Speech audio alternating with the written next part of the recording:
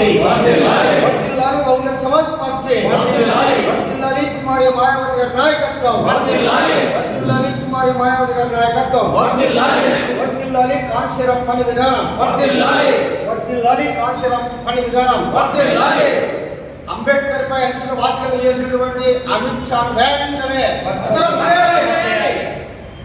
అంబేద్కర్ పై అనుచిత వ్యాఖ్యలు చేసిన అమిత్ షా వెంటనే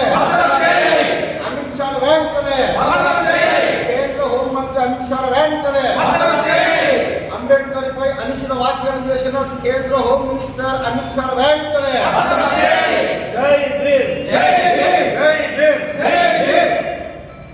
ఈ విధంగా మరి 185% ఉన్న జనాభాలు ఎవరైతే అంబేద్కర్ని అభిమానిస్తున్నారో, ఎవరైతే గౌరవిస్తున్నారో, ఎవరైతే దేవుడే మాకు అని పూజిస్తున్నారో, ఈరోజు వాళ్ళందరూ మనసులని గాయపరచడము ఆయనకు ఇది మంచిది కాదు. మరి ఆ చట్టసభల్లో చేసే పార్లమెంటులోనే మీరు ఆ విధంగా మాట్లాడితే మిమ్మల్ని ఏమనుకోవాలి?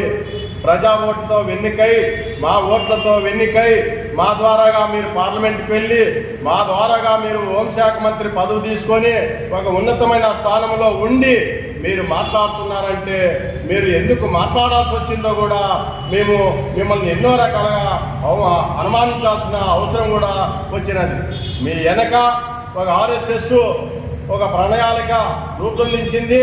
వాళ్ళు చెప్పిన విధానంగా మీరు నడుచుకుంటున్నారని చెప్పి పార్లమెంట్ సాక్షిగా ఈరోజు మీ దుర్మార్గమైన ఆలోచన బయట పెట్టుకోవడం జరిగింది.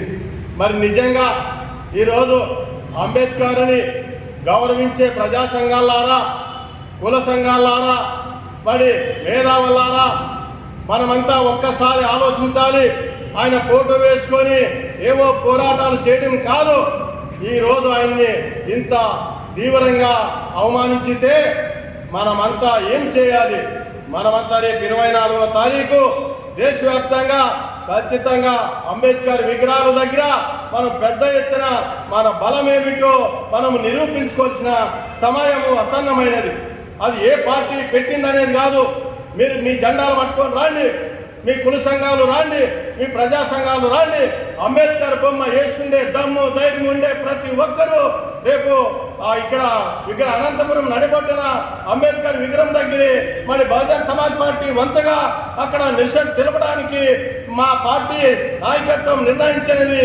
మరి మీరు కూడా దాంట్లో అందరూ కలిసి వచ్చి దాన్ని విజయవంతం చేస్తారని చెప్పి మేము ఆశిస్తున్నాం. మరి అదేవిధంగా ఇంకొకసారి ఇలాంటి తప్పుడు కూతురు కూసినారంటే, ఇలాంటి మాటలు మాట్లాడినారంటే రాజకీయాలలో మీకు ఇప్పటికే కాంగ్రెస్ పార్టీ 10 సంవత్సరాలు దూరం అయిపోయింది. ఎందుకైపోయింది? ఎస్సీ బీసీ మైనార్టీలకు నచ్చని విధంగా మీరు పరిపాలన చేశారు కాబట్టి మీరు దూరమయ్యారు. మీరు కూడా అదే పంటలో వెళ్ళదలుచుకున్నారా లేదా? మీరు మీ స్పష్టత ఖచ్చితంగా ఈ 2-3 రోజుల్లో చెప్పాలి. మీరు క్షమాపణ చెప్పాలి, లేకపోతే మిమ్మల్ని సస్పెండ్ చేయాలని దేశవ్యాప్తంగా కూడా బహుజనులంతా మా బలము అక్కడ నిరసన తెలియజేస్తామని చెప్పి మేము తెలియజేస్తున్నాము. మన అందరూ కలిసి వస్తారని చెప్పి బీసీ సమన్వయ కమిటీ తరఫున కోరుతున్నాను.